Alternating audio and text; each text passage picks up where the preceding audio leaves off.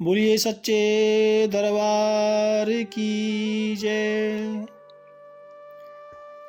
आइए माता श्री का ध्यान करते हैं भक्तों। भक्तों, माँ स्कंद माता पंचमम स्कंद मातेति, 5वें दिन माँ स्कंद माता की आराधना हम सब करते हैं। कथा श्रवण करें भक्तों। कथा आती है कि एक तारकासुर नाम का एक राक्षस था और उसने ब्रह्मा जी को तप करके प्रसन्न किया। भक्तों, तारकासुर ने कठोर तपस्या की और ब्रह्मा जी को आना पड़ा।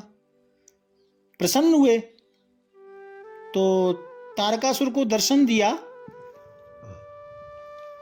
तारकासुर के सामने ब्रह्मा जी आए और कहा, मैं तुमसे प्रसन्न हूं, वर मांगो, क्या चाहिए? तारकासुर ने कहा, ब्रह्मदेव, यदि आप मुझसे प्रसन्न हैं तो मुझे अमर कर दो। ब्रह्मा जी ने कहा कि भैया ये तो सृष्टि के अनुकूल नहीं है, अमरता का आशीर्वाद नहीं दे सकता, और कुछ भी वरदान मांगो। तो तारकासुर नाम के राक्षस ने कहा मुझे वरदान दो कि मेरी मृत्यु शिवजी के पुत्र के हाथों हो।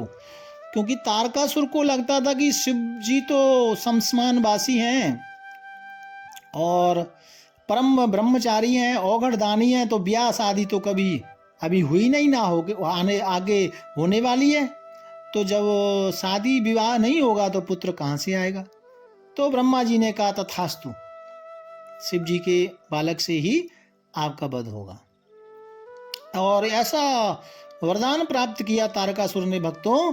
तो फिर तो वो उसको घमंड हो गया और उसको लगा कि अब शिव जी का पुत्र कहाँ से आएंगे। तो सब देवताओं को सताने लगा, ऋषियों को सताने लगा, कष्ट देने लगा और स्वर्ग में जाकर चढ़ाई कर दी भक्तों। इंद्र को भी परास्त कर दिया तारकासुर ने। बड़ा दैत्य था भक्तों। और सब दौड़े दौड़े ब्रह्मा जी की शरण में गए देवतागण। ब्रह्मा जी विष्णु जी के पास, फिर सब मिलके विष्णु जी को लगा कि इसका हल तो शंकर बाबा ही करेंगे। तो सब भगवान शंकर की शरण में आए। तब आग्रह किया, निवेदन किया शिव जी को। तब माता पार्वती से विवाह हुआ भक्तों शिव जी का। और माता पार्वती से विवाह हुआ तब कार्तिकेय स्वामी के पिता बने भगवान शंकर। और फिर ये बचपन में तारकासुर को मारने के लिए अब कार्तिकेय स्वामी आ तो गए, लेकिन बचपन में कार्तिकेय स्वामी को बड़ा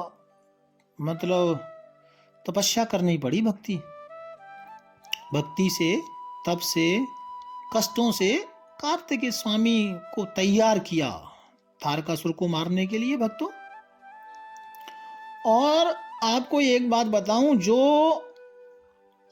ये जो कार्तिकेय स्वामी है ना, कार्तिकेय स्वामी का नाम ही स्कंद है ना। 5वें दिन स्कंद माता की पूजा का मतलब स्कंद माता यानी कार्तिकेय की माता। समझ में आई?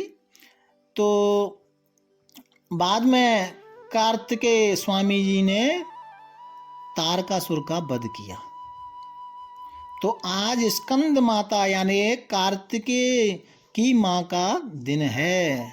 और इनका आप प्रार्थना करें, या देवी सर्वभूतेषु माम स्कंद रूपेण संस्थिता, नमस्तस्यै नमस्तस्यै नमस्तस्यै नमो नमः, है ना। और ऐसा जब आप पूजन करें तो ऐसा विचार करें कि हम माता के बच्चे हैं, क्योंकि कार्तिकेय स्वामी को गोद में लेकर बैठी हुई है माता। तो आप ऐसा विचार करें कि मैं भी माँ का बेटा हूँ और मेरी ये माँ है जगदम्बा। इस भाव से आपने पूजा करनी है। जैसा एक बेटा, छोटा बच्चा अपनी माँ से रिक्वेस्ट करता है, कुछ मांगता है, लाड़ लड़ाता है, ऐसे इस भाव से आपको पूजा करनी है भक्तों, है ना। और कार्तिकेय माता, जो कार्तिकेय जो स्वामी हैं उनकी माता हैं, इनको माता कहा जाता है।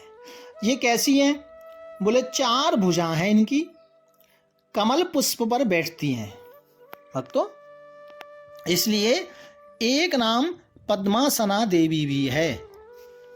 और कार्तिकेय जी माता श्री की गोद में बैठे हैं। एक निवेदन और मैं करूं, पंजाब में, हिमाचल में कई जगह बाबा बालकनाथ को लोग बहुत मानते हैं, है ना। तो जो बाबा बालकनाथ को मानते हैं, पूजा करते हैं, थोड़ा सा उनके प्रति भाव रखते हैं, वो आज माता स्कंद की पूजा 5वें नवरात्रि को जरूर करें, जिससे माता तो प्रसन्न होगी ही, लेकिन बाबा बालकनाथ भी बहुत प्रसन्न होंगे। ठीक है जी। तो ये विशेष बात मैंने आपको बताई है।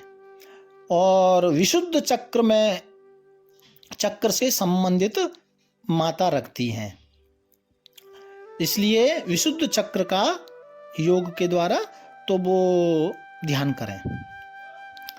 और ज्योतिष के अनुसार माता बृहस्पति ग्रह से संबंध रखती हैं। तो जो स्कंद माता की सेवा पूजा करते हैं, तो जिनका टेबा में बृहस्पति कमजोर होता है वो पुष्ट होता है भक्तों। और मैं आपको अब थोड़ा उपाय की चर्चा, और किसके लिए उपाय, क्या पूजा का महत्व होता है, तो वो आप श्रवण कर लें। देखिए उपाय और किसके लिए, क्यों। देखिए संतान की प्राप्ति नहीं हो रही है ना, या संतान, बेटा से, बेटी से संबंधित कोई भी समस्या है, बेटे का विवाह नहीं हो रहा है, बेटी का विवाह नहीं हो रहा है, विदेश की यात्रा नहीं हो रही है, या कोई शरीर में कष्ट है ना, कोई भी बेटा बेटी से संबंधित कोई भी समस्या है, तो ऐसे जातक जरूर मां स्कंद माता की पूजा करें। पीले फूल माता को अर्पित करना है भक्तों, बादाम का भोग लगाएं, और विशुद्ध चक्र यानी कंठ के ठीक पीछे, हाँ, यहाँ मन के द्वारा ज्योत जलाकर माता रानी का ध्यान करें। ये इनकी अधिष्ठात्री हैं विशुद्ध चक्र की। और भक्तों केले का भी भोग आप लगा सकते हैं, क्योंकि विशुद्ध चक्र की अधिष्ठात्री हैं, इसलिए वाणी में कोई रुकावट हो, बच्चा ठीक से बोल नहीं पाता हो, हकलाता हो, बोलने की कोई समस्या हो, गूंगेपन की कोई समस्या है, या गले से संबंध कोई विशेष रोग आ रहा हो, है, या हो रहा हो, या होने जा रहा हो, आपको ऐसा लगता है, या कान का कोई रोग हो, तो माता रानी को लाल चंदन का टीका लगाएं। छोटे बच्चों को कोई उपहार, जैसे बच्चों की खेलने की कोई वस्तु होती है, छोटे बच्चों को उपहार जरूर दें, जिससे, क्योंकि माता स्कंद माता कार्तिकेय की माता है, बच्चों को लाड़ लड़ा रही है माता रानी, इस भाव से यदि छोटे बच्चे प्रसन्न होंगे तो आपका कार्य जरूर बनेगा। ठीक है जी।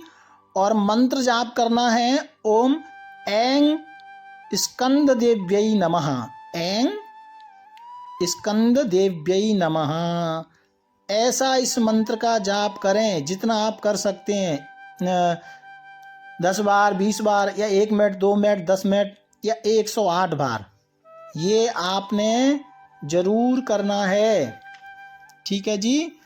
तो ये स्कंद माता जो 5वें दिन पूजा होगी, उनके बारे में थोड़ी कथा भी आपने श्रवण की, और आपने उपाय भी सुना, और किस काम के लिए आपको आराधना करनी है।